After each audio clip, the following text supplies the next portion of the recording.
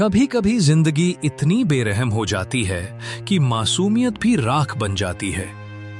इन दो बहनों की आंखों में जो आंसू थे वो सिर्फ दुख के नहीं थे, वो उस खालीपन के थे जो इंसान को अंदर से तोड़ देता है।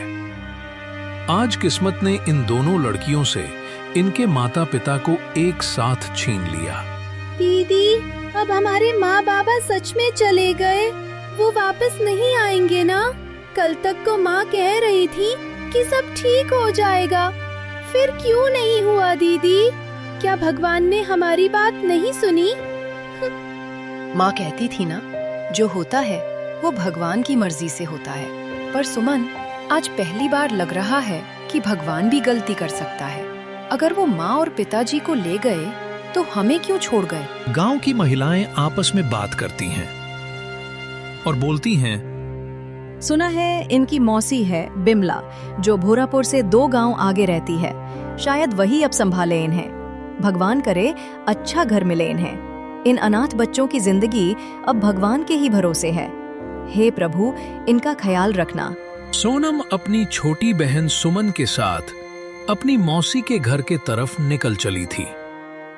आगे कुछ दूर जाने के बाद सोनम की छोटी बहन बोलती है, दीदी, हम बहुत दूर आ गए हैं ना? अभी कितना दूर जाना है? मुझे डर लग रहा है। अगर मौसी हमें नहीं रखे तो?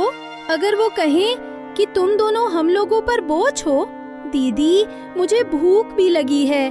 2 दिनों से मैंने कुछ नहीं खाया। सुमन, जब माँ बीमार थी ना, तब मैंने उनसे वादा किया था कि मैं तुझे कभी अकेला नहीं छोड़ूंगी। कोई चाहे जो कहे, मैं तुझे हर हाल में अपने पास रखूंगी। अगर मौसी ने हमें अपनाया तो ठीक, नहीं तो भी हम रह लेंगे। देखना, एक दिन हम अपने लिए खुद घर बनाएंगे। सोनम खुद को दिलासा देती है, लेकिन आंखों में डर छुपा नहीं पाती।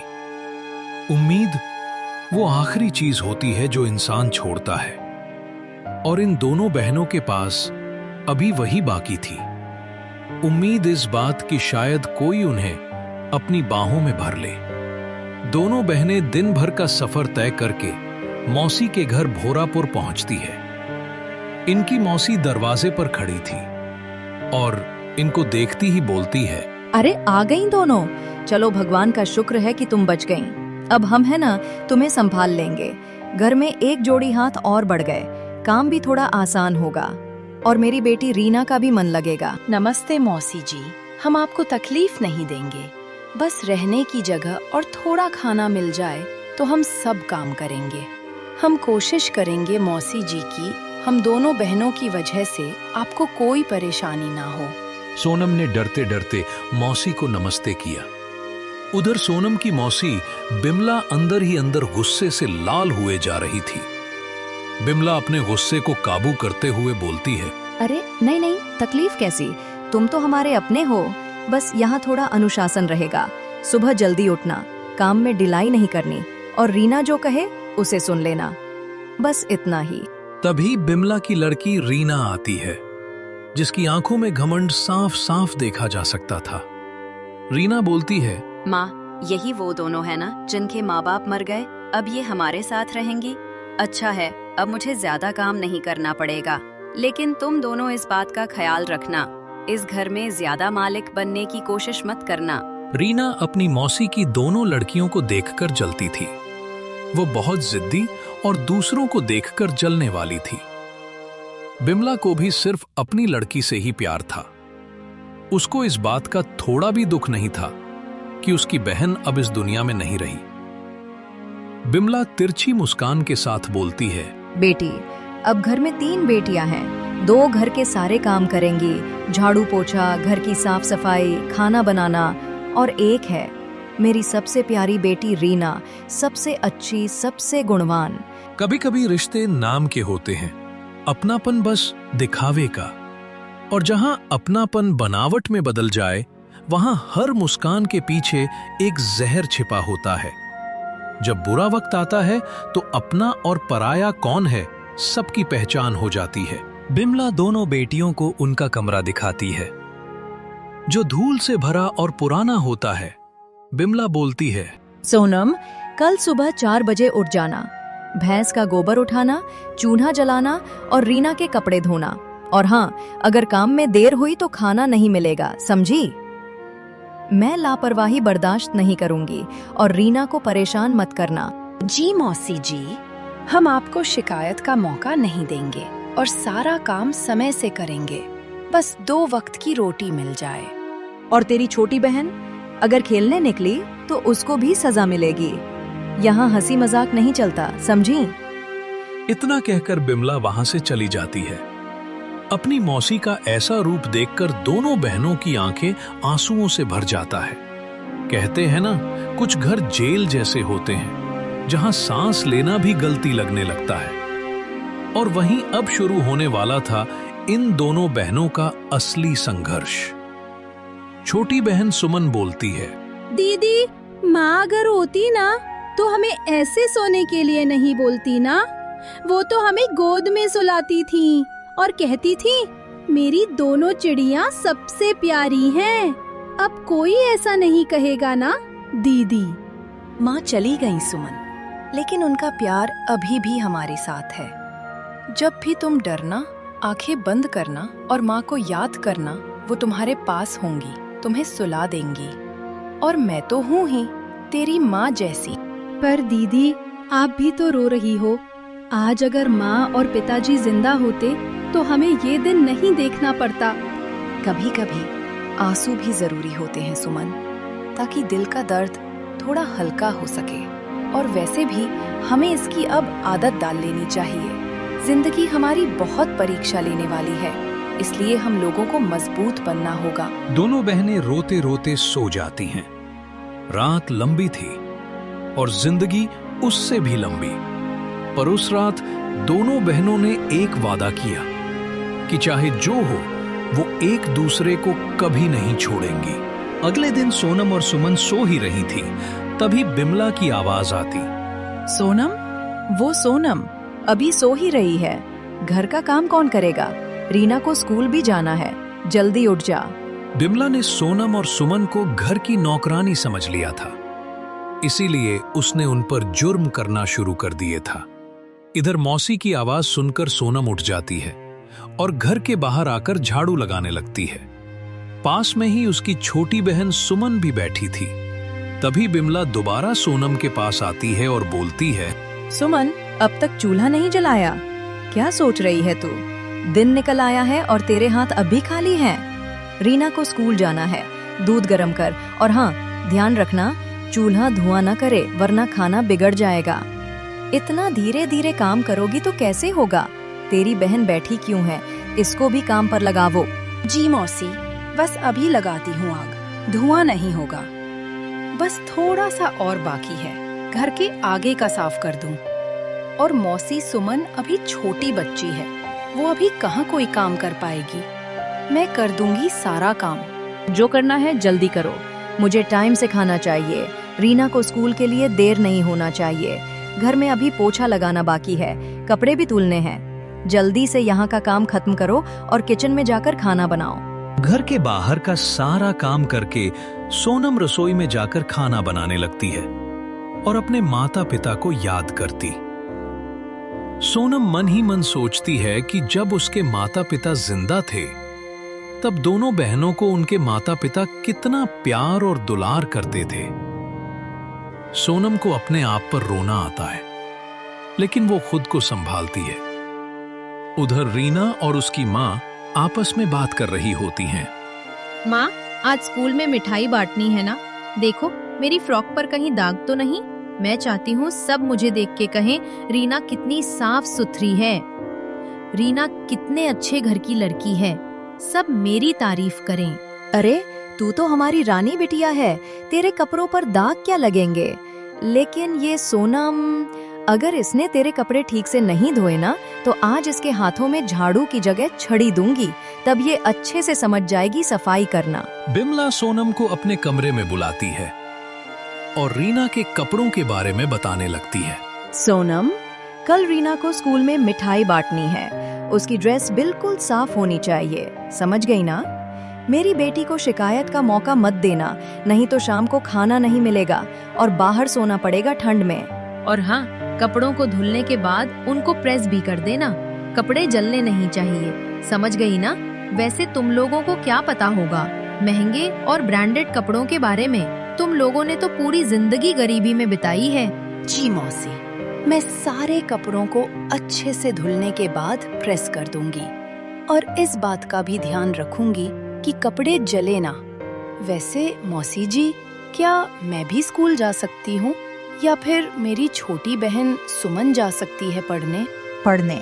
तेरा दिमाग तो खराब नहीं हो गया है? तेरी और तेरी बहन के पढ़ाई लिखाई का खर्चा कौन उठाएगा? तेरा बाप? हम तुझे इस घर में रहने दे रहे हैं, वही बहुत बड़ी बात है। ज्यादा सपने मत देख, जो काम बताया है उसको कर, नहीं तो घर से बाहर निकाल दूंगी, समझी? बड़ी आई पढ़ने वाली। माँ, जरा इसका चेहरा तो देखो, चली है। मेरी बराबरी करने इसको बता दो, ये अपने औकात में रहे। मौसी और रीना, मैं आप दोनों से माफी मांगती हूँ, मुझे माफ कर दीजिए। हम दोनों बहनों को घर से मत निकालिए। मैं दोबारा अब कभी भी पढ़ाई का नाम नहीं लूंगी। आप लोग जैसे कहेंगे मैं वैसे करूंगी। आप लोगों की सारी बात मानूंगी, घर का सारा काम करूंगी। बेचारी सोनम बिमला और उसकी बेटी रीना से माफी मांगती है। उसका अब इस दुनिया में कोई नहीं था। सोनम को इस घर में नौकरानी बनकर सारा काम करने के अलावा और कोई दूसरा रास्ता नहीं था। हालात ने उसको बेबस और मजबूर बना दिया था। बिमला और रीना की डांट सुनने के बाद सोनम घर के झूठे बर्तनों को धुलती है। उसके बाद अपनी बहन के पास जाती है। तभी छोटी बहन सुमन बोलती है, दीदी, आप पूरा दिन काम करके थक गई हो ना? क्या मैं आपके हाथ पांव दबा दूं? कुछ नहीं हुआ सुमन, ये तो छोटी सी थकान है। माँ कहती थी ना, जब तक हम दर्द से लड़ना नहीं सीखेंगे तब तक जिंदगी हमसे जीत जाएगी। तुम बस मेरे पास बैठी रहो, मेरी थकान कुछ ही देर में खत्म हो जाएगी। दीदी, मौसी रीना से इतना प्यार क्यों करती हैं और हमसे इतना गुस्से में क्यों बोलती हैं? क्या हमने कुछ गलत किया है? हम लोग तो सारा काम करते हैं जो वो कहती हैं, और रीना दीदी तो कुछ भी नहीं करती है, तब भी मौसी उनको बहुत प्यार करती हैं और मानती हैं। नहीं सुमन, हमने कुछ गलत नहीं किया। हमारी गलती यही है कि हमारे माता पिता इस दुनिया में नहीं हैं और हम लोग अनाथ हैं, जिसका कोई नहीं है। कुछ लोग बस चेहरे देखकर तय कर लेते हैं किसे अपनाना है, किससे दूरी रखनी है। लेकिन सुनो, प्यार माँ बाप का था, वो चला गया, पर हमारे बीच का नहीं जाएगा। बस तुम डरना नहीं, जब तक मैं हूँ तुम्हें कोई कुछ नहीं कहेगा। सुमन की आवाज में एक अजीब ठहराव था, जैसे वो खुद से वादा कर रही हो कि जो प्यार उसे नहीं मिला वो अपनी बहन को हर हाल में देगी, हर मुसीबत से लड़ेगी और उसके साथ उसकी परछाई बनकर रहेगी। इसी के साथ दोनों बहनें नीचे फर्श पर एक फटे कंबल के अंदर सो जाती है। अगले दिन सुबह सोनम सुबह उठकर बर्तन धुलती है, खाना बनाकर बिमला और रीना को खाना खाने के लिए देती है। तभी बिमला बोलती है, सोनम, तेरे हाथ की रोटियां अब हमारी थाली में हैं, तेरे लिए नहीं।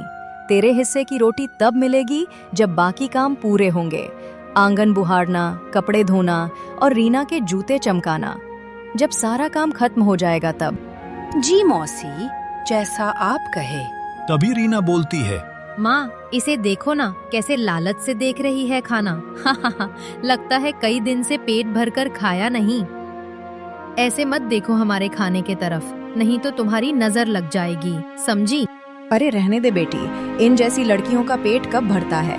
जितना खिला दो उतना ही और मांगती हैं। इनका पेट नहीं, इनकी किस्मत भूखी है। इनके माँ बाप तो मर गए, इनको हमारे भरोसे छोड़कर चले गए। सोनम के आंख में आंसू थे और दिल में दर्द। इतना अपमान सहकर भी क्या जीना, लेकिन उसकी मजबूरी थी। उसकी छोटी बहन सुमन, जिसका मासूम सा चेहरा हमेशा हिम्मत देता कि एक दिन सब कुछ ठीक हो जाएगा। सोनम के लिए रोटी अब खाना नहीं, बहन का हक बन गई थी। वो खुद भूखी रह सकती थी, लेकिन सुमन का पेट कभी खाली नहीं रहने देती थी। अगले दिन सोनम बाहर झाड़ू लगा रही होती है। तभी उसकी बहन बोलती है, दीदी, अगर माँ होती ना तो क्या हमें ऐसे काम करने पड़ते? जब से हम लोग मौसी की यहाँ आए हैं तब से मौसी आपसे बहुत काम करवाती हैं, खाना भी खाने को नहीं देती हैं। नहीं सुमन, अगर माँ होती तो तुम अभी गुड़ियों से खेल रही होती और मैं तेरे लिए झूला बांध रही होती। लेकिन अब हम दोनों ही एक दूसरे का सहारा हैं। तुम हंसती रहो बस, यही मेरी जीत है और मुझे कुछ नहीं चाहिए। दीदी, आप थक जाती हो ना रोज इतना काम करके?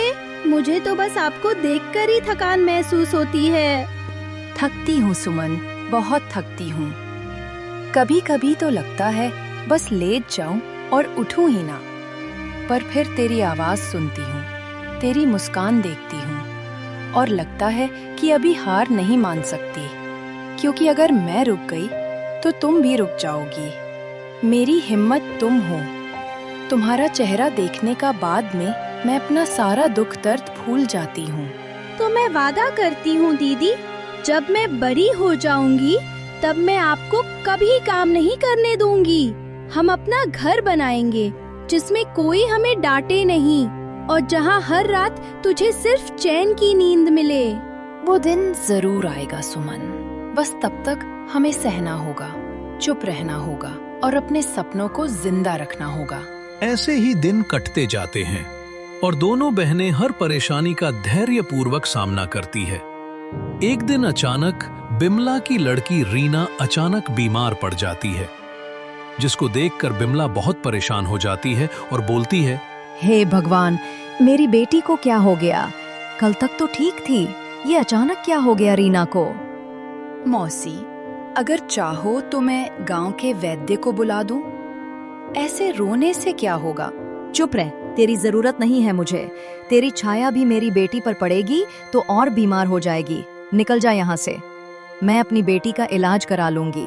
मुझे तुम जैसों की जरूरत नहीं है मुझे, समझी? चल भाग यहाँ से। सोनम वहां से चुपचाप चली जाती है। बिमला ने गांव के ही एक डॉक्टर को बुलवाया था। डॉक्टर साहब, मेरी बेटी को क्या हुआ है? वो अपनी आंखें क्यों नहीं खोल रही है? 2 दिन से उसने कुछ नहीं खाया है, ना ही कुछ बोल रही है। अगर मेरी बेटी को कुछ हो गया तो मैं तो जीते जी मर जाऊंगी। मैं भी समझ नहीं पा रहा हूँ बिमला की तुम्हारी बेटी को क्या हुआ है। ऐसा मैंने पहले कभी नहीं देखा है। इसके शरीर का हर अंग अच्छे से काम कर रहा है। अब भगवान ही तुम्हारी बेटी को बचा सकते हैं। इतना कहकर डॉक्टर वहां से चले जाते हैं। कहते हैं, जब जुल्म करने वाला जब दर्द में डूबता है तो उसे अपनी परछाई भी दोषी लगती है। पर सच्चाई ये थी, इस बार जिंदगी ने बिमला से हिसाब मांगना शुरू कर दिया था। अगले दिन गांव की चौपाल पर गांव की ही कुछ औरतें बिमला से बोलती हैं, बिमला, तेरी रीना की हालत सुनी है मैंने, बहुत नाजुक है। डॉक्टर भी हाथ खड़े कर दिए हैं, है ना? हाँ बहन, डॉक्टर ने कहा अब कुछ नहीं हो सकता, बस भगवान ही बचा सकता है। तो फिर जाना उस जंगल वाले साधु बाबा के पास। सब कहते हैं उनके पास कोई अद्भुत शक्ति है। पिछले महीने हरिया की बहू भी मरणासन्न थी, वही ठीक हुई थी। जो भी गया सच्चे मन से कभी खाली हाथ वापस नहीं आया। वो जंगल तो बहुत घना है ना, लेकिन मैं फिर भी जाऊंगी अपनी बेटी की जान बचाने के लिए। समय भी कितना बलवान होता है। जिसने दूसरों के दर्द को तुच्छ समझा था, अब वही अपने दर्द में उम्मीद का एक एक धागा पकड़ रही थी। आज उसको पता चला कि बेबस और लाचार होना कैसा लगता है। अगले दिन बिमला जंगल जाती है। जंगल में साधु बाबा अपनी कुटिया के सामने बैठे होते हैं। बिमला साधु बाबा से बोलती है, बाबा, मेरी बेटी रीना बहुत बीमार है। डॉक्टरों ने जवाब दे दिया है, बस आप ही दया करो, उसे बचा लो। बेटी नहीं बीमार है बिमला, तेरे कर्म बीमार हैं। तूने जिन मासूम आत्माओं पर अत्याचार किया, उनकी आह ने तेरा घर जला दिया है। तुझे अभी समझ नहीं आ रहा है कि तेरे साथ क्या हो रहा है। मैं समझी नहीं बाबा, आप क्या कहना चाहते हैं? मैंने तो कुछ नहीं किया। तू समझती है पर मानना नहीं चाहती। जिन 2 बच्चियों को तूने घर में रखा, उन्हें बेटी नहीं नौकर समझा। तूने उनके बचपन, उनके सपनों और उनके आंसू सब कुचल दिए। अब वही आंसू तुझे लौटा रहे हैं, उसी की सजा मिल रही है। बाबा, मुझसे गलती हो गई, मैं अंधी थी, अब क्या करूं? मेरी रीना को बचा लो। मैं हाथ जोड़ती हूँ बाबा। तेरी बेटी तभी ठीक होगी जब तू अपने किए पर सच्चा पश्चाताप करेगी, जब वो दोनों बहनें सोनम और सुमन तुझे माफ करेंगी। जा, उनके चरणों में झुक जा, तभी भगवान तेरी रीना को जीवन देगा, और कोई दूसरा उपाय नहीं है। कहते हैं ना, कभी कभी इंसान को खुदा से पहले इंसान से माफी मांगनी पड़ती है, क्योंकि इंसान का दिल ही ईश्वर का असली मंदिर होता है। बिमला घर आकर सोनम से माफी मांगने लगती है और बोलती है, सोनम, सुमन, मुझसे बहुत बड़ा पाप हुआ है। मैंने तुम दोनों को सताया, रुलाया, भूखा रखा, और आज भगवान ने वही दर्द मुझ पर लाकर रख दिया है। मेरी रीना मर रही है। साधु बाबा ने कहा, जब तक तुम दोनों मुझे माफ नहीं करोगी, वो ठीक नहीं होगी। मुझे जो सजा देना है दे दो, लेकिन मुझे माफ कर दो। मौसी, हमसे जो हुआ हम भूल गए। माफी देना तो ईश्वर का रास्ता है। अगर हमारी माफी से आपकी बेटी बच सकती है तो हम उसे दिल से माफ करते हैं। हमने तो हमेशा ही आपको अपनी माँ के रूप में देखा है। जिस घर में आज तक सिर्फ झूठे रिश्तों की ठंड थी, वहां पहली बार इंसानियत की गर्माहट आई थी। सोनम और सुमन ने अपनी मौसी को सच्चे दिल से माफ कर दिया था। अगले दिन रीना की आंख खुल जाती है, और इस तरह से बिमला और रीना का हृदय परिवर्तन हो जाता है। अब उस घर एक नहीं, 3 बेटियां थीं। कभी कभी इंसान का सबसे बड़ा इम्तिहान दूसरों को माफ करना नहीं, खुद को बदलना होता है। उस दिन सुमन, सोनम और बिमला तीनों ने कुछ खोया नहीं, बल्कि अपनी अपनी आत्मा को पा लिया था। प्यारे दर्शकों, आज की कहानी यहीं समाप्त होती है। ऐसे ही मजेदार कहानियों के लिए हमारे चैनल को सब्सक्राइब करें और ढेर सारा प्यार दीजिए। मिलते हैं अगले वीडियो में। तब तक के लिए अपना ख्याल रखें।